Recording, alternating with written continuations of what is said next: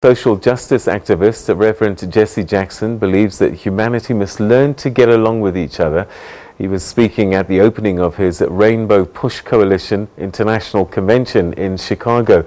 The annual gathering seeks to provide a networking space for greater investment in underprivileged communities, including in Africa and the diaspora.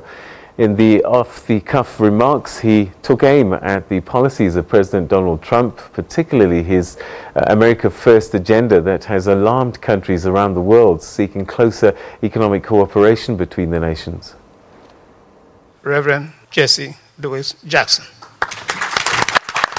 One has to listen closely when Reverend Jackson speaks. His southern drawl can be hard on the untrained ear, but given his religious roots, he's prone to repeat himself. The challenge today is to get to know each other better, pull down walls, and learn to live one with the other.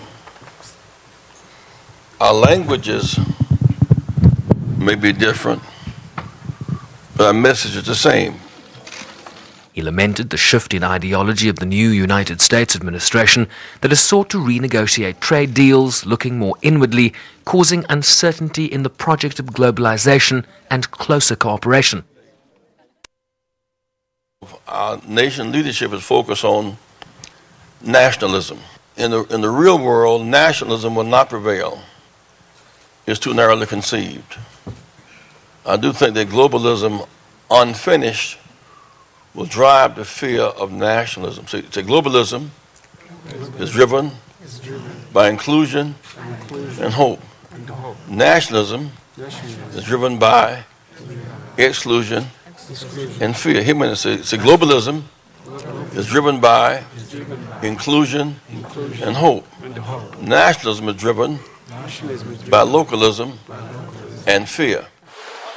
Countering the Trump narrative, Reverend Jackson explained why companies move jobs from the United States to places like Mexico. A few weeks ago, a few months now, a company in Chicago that makes Nabisco makes Oreo cookies and makes saltine crackers. And workers on the west side of Chicago were making $35 an hour making those cookies and crackers. They removed 600 jobs from the west side of Chicago to Salinas, Mexico, where workers were making $1 an hour. The Mexicans did not take jobs from us.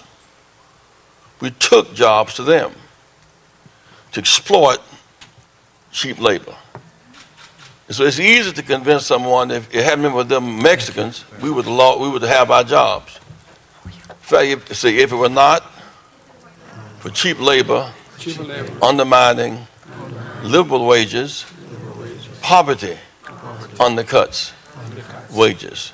Therefore, must raise up the wage level and living level of working people everywhere.